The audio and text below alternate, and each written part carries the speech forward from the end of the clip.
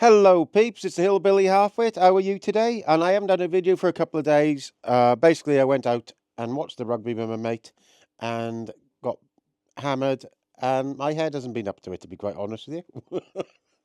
So Wales played excellent on the rugby, really impressed with them. And basically, the only time New Zealand did score a high amount of tries was when one of the players from Wales had been sent off. So well done, Wales. I've got to say, really impressed. So what we're going to talk about today, as a farmer, I've done the videos about this before, but I thought I'd do a video about farm inheritance tax again, because the tractors and the farmers are protesting again before the budget. And basically what they're trying to do is to try and get the £1 million amount that you're allowed to be raised a little bit. So I think I talked about this before in one video. They were talking about raising it to maybe 1 or 2 million, but I don't think that's going to happen. So I did quite an interesting one. I had a little thought the other day about how really they're creating a rolling mortgage with this new system. So they're basically creating a mortgage on a farm that you own that you have to pay. But what I was quite surprised at when I've been looking into this is that the old farm inheritance tax system, which is the one we're in now, and the new one that's coming in next year. So some of you be quite. I'm still with the farming community on this. I don't think anybody should have to pay inheritance tax on farms or any of their houses. So I don't think you should have an inheritance tax on anything. But I've gone through this myself, and I can't remember off the top of my head. There was an allowance of 270 or 370,000, and because I'm not a big farm, we were thankfully under that. So this new system that's coming in is actually better for the smaller farmer, but it's hammering the larger farmers who could hide it before. So this is a really interesting way of explaining it after I've done quite a lot looking into it. So here we are. Title: Farm Inheritance Tax. Current system vs the 2026 system. Right, this is a really important topic for farmers because the inheritance tax rules for farms are changing, and they're changing in a way that looks better on paper but actually introduces a permanent rolling tax on all family farms. Under the current inheritance tax systems, farms can use APR and BPR, so agricultural and business property relief, to avoid paying inheritance tax. And in theory, if everything lines up perfectly, a farm can be passed down absolutely tax free, even if it's worth several £1 million. So this is the current system we're in now until the new one that comes in next year. But here's the truth nobody says out loud. Most modern farms don't qualify for full tax relief anymore. The farmhouse can be challenged. Diversification takes part of the business outside of agriculture. Workshop rented out disqualify relief. Solar panels, contracting income, forestry income, tourism, glamping, B&Bs. All of these can remove APR and land you with a 40% inheritance tax bill. So that means if you've got any of the above, them glamping, tourism or something, you can get taxed at 40% now currently.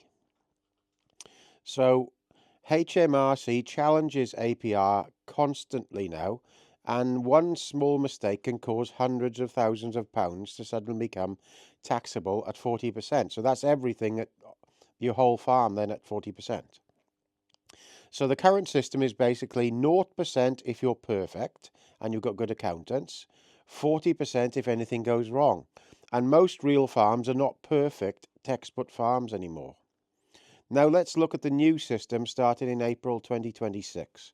The Chancellor is scrapping all the complicated APR and BPR arguments for farms and replacing them with a very blunt rule. Farmers get 100% relief on the first million of farm and business assets and only 50% relief on anything above that. So that means anything above 1 million is effectively taxed at 20%.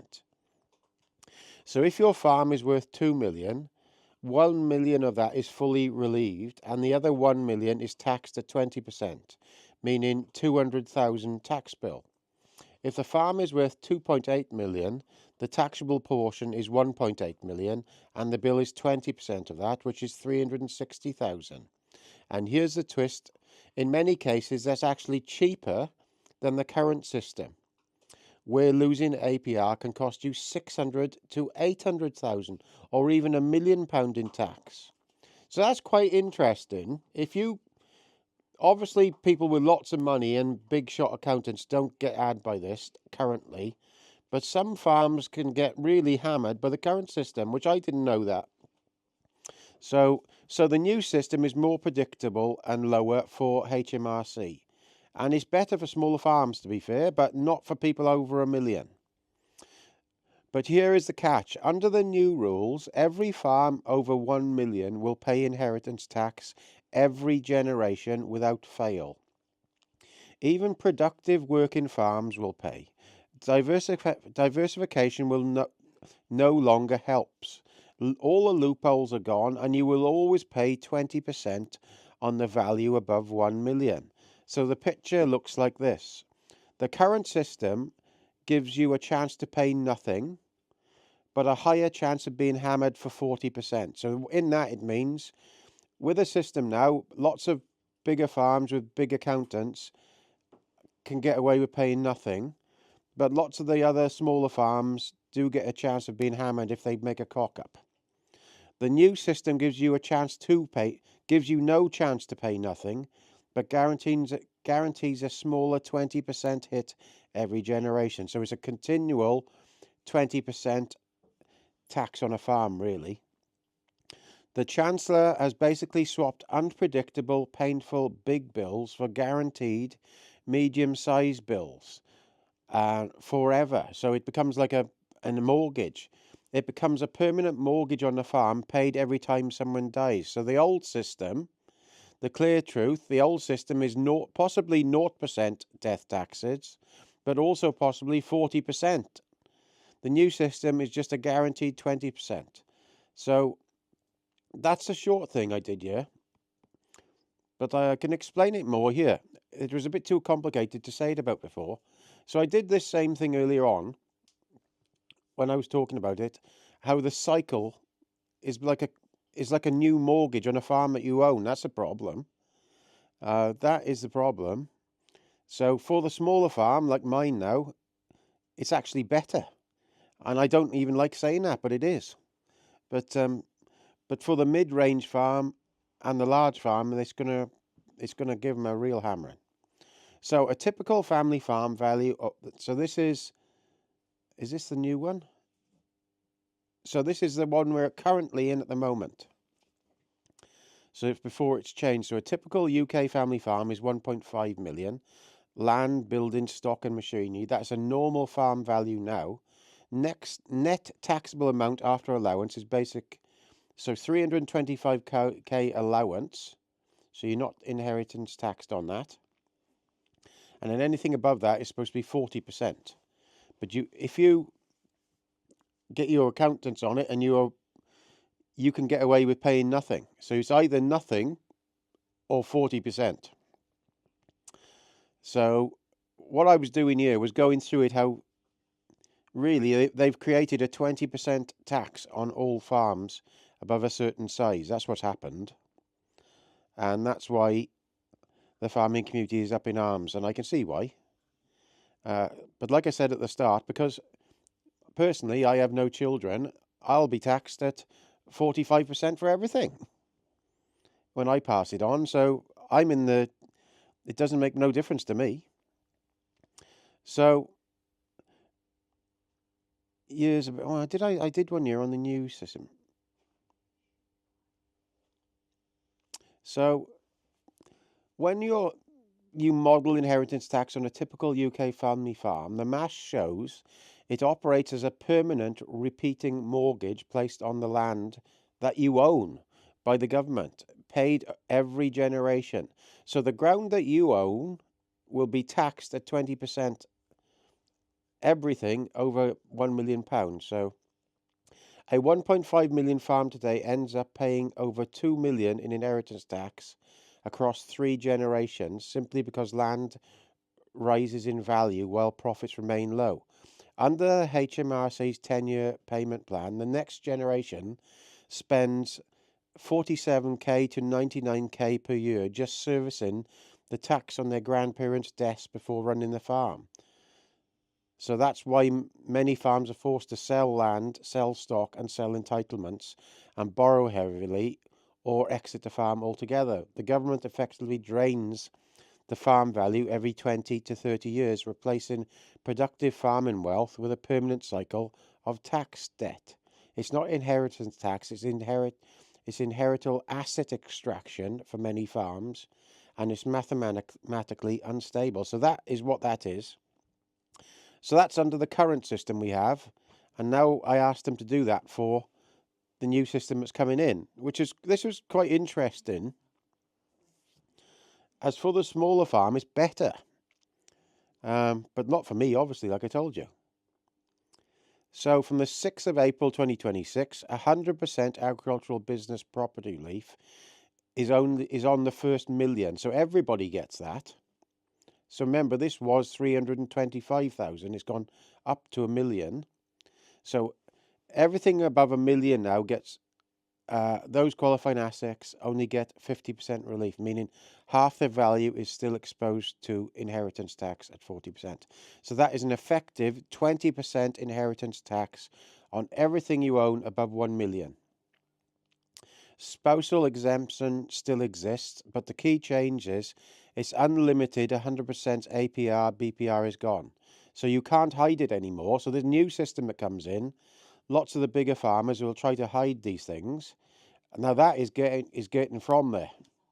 They're removing that ability. So they're after 20% of everything that's earned after. So it's a job. When you look at this, I've got all the figures down here, but it goes over your head. It's basically 20% of whatever your farm is worth. They're having every time somebody dies, really. That's what it is. And it just keeps going because your ground will just get worth more and more every year, and it just keeps rising. So it's basically a mortgage on the ground that you own. So there we are. You can see it all there. So a new farm, first generation, it's worth 1.5 million.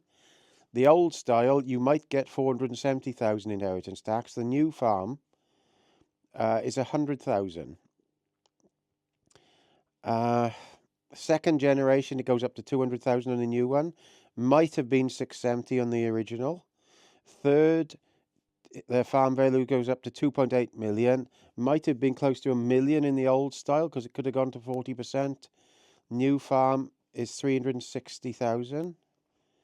So the total paid over 3 generations is nearly, well, it's 660,000 on the new one, and the old style might have been 2.13 million. But then again, the old style, lots of people could hide it.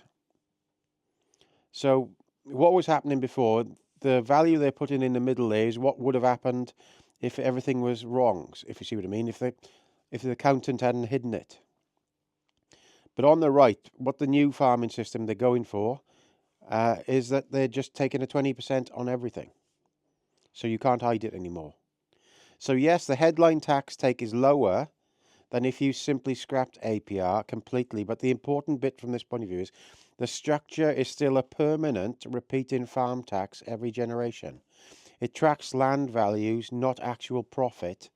It arrives at a 10-year installment plan, so it behaves like a compulsory mortgage stuck on the farm, and it doesn't go away as long as the farm stays in the family and land prices stay above 1 million. Experts have already pointed out that for many farm estates, this 20% change in the land above 1 million would swallow 20% of post-tax income and force asset sales and extra borrowing. So I won't carry on because it's too complicated, but you can see there what the farmers are calling about now is that it's actually a less percentage. So they have a higher £1 million to start with, but it's less of a percentage afterwards, but it's a continual. So they're basically mortgaging, you have to pay a mortgage on 20% of your farm for every time somebody dies. That's what's going on. So there we are. All the best, Gaz.